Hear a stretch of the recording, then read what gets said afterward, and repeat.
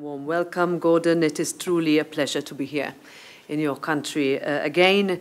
As I said 2 years ago when I addressed the Croatian Parliament, the Sabor, and for that I thank you once again.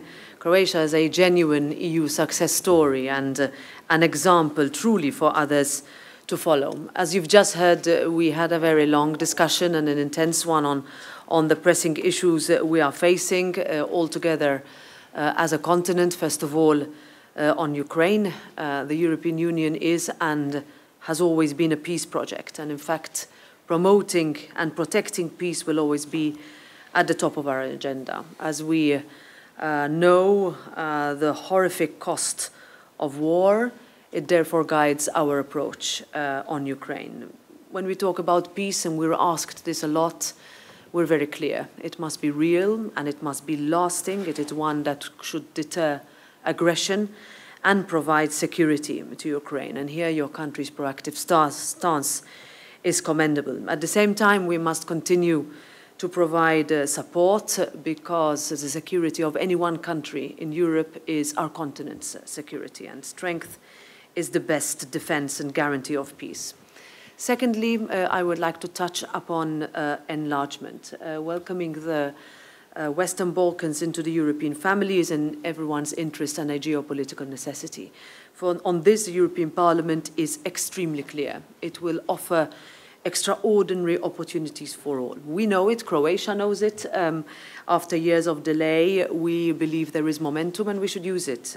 In fact, if we look back to over the past decade since Croatia joined, we have lost more members than we have gained. And this is something that we need to consider when looking at what we would like Europe to look like and what European Union is about. Here, we have taken the decision as a parliament to open a regional office for the Western Balkans as a proof of our continued support in Tirana, because we know that merit-based enlargement is our strongest geopolitical tool for regional stability and European security. Of course, every country has its own path, but we will support them.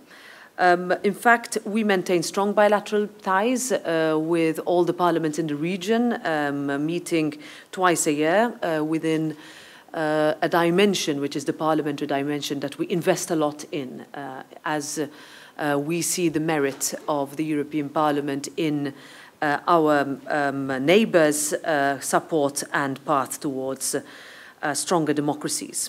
Ultimately, strong parliaments are the cornerstone of thriving democracies, and parliamentary diplomacy is a critical tool in advancing all processes. So I very much look forward to continuing this excellent cooperation that the European Parliament has with the Sabor. This is vitally important as we bridge between your people in Croatia and the European Union, and I very much look forward to further developing our bond and would like to once again thank you, dear Gordon, for your hospitality today.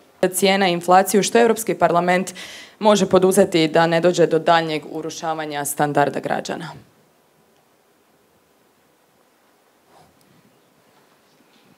Well, first of all, this week we received, I would say, very encouraging numbers from the Eurobarometer survey.